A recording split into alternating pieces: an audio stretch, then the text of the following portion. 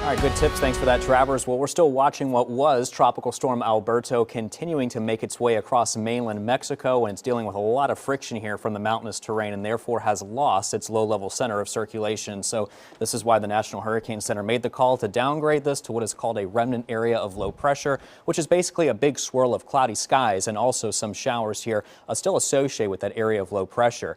Turning a little bit closer to home here on this picture, you can see that we had some passing afternoon showers that made their way through across southeastern Louisiana. The last couple of hours or so, much drier here. Here's the latest advisory, which is now the last advisory from the Hurricane Center on what is now the remnants of Alberto, moving west at 24, winds at 30 miles an hour, and the pressure has come up quite a bit to 1,000 millibars as it continues to move away and weaken and eventually dissipate.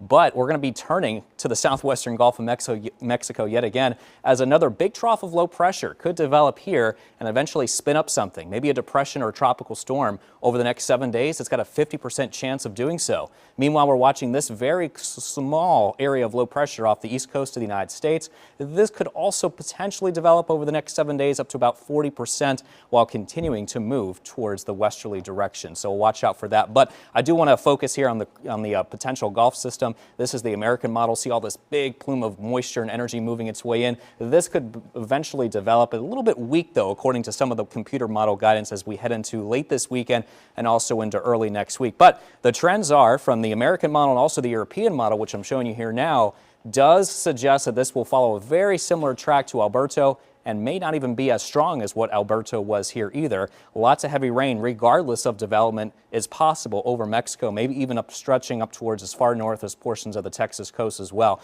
Meanwhile, our local weather today, not just the showers, but also pretty breezy, an easterly wind between 10 to 15 miles an hour. We saw occasional gusts, though, today, just over 30 miles an hour at Lakefront and just shy of 30 miles an hour at the airport and also into areas southwestward into Houma.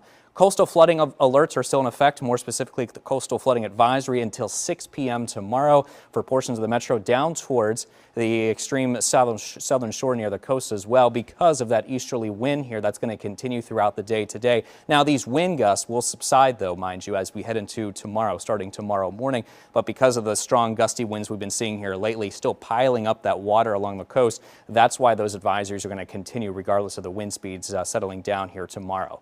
So the bigger picture showing that we will be looking at a couple of light showers that could form near the metro overnight tonight, dissipating as we head into tomorrow morning at around 8 o'clock or so after sunrise, and maybe parts of the river parishes westward towards Baton Rouge could be looking at some light showers as we head into tomorrow afternoon. That should dissipate, though, as we head into tomorrow night, and then by Saturday things here are looking okay there, but pretty hot, though. Look at the temperatures warming up into the low to mid 90s this weekend. That will last Monday and Tuesday before increasing moisture arrives, leading to better rain chances Wednesday and Thursday.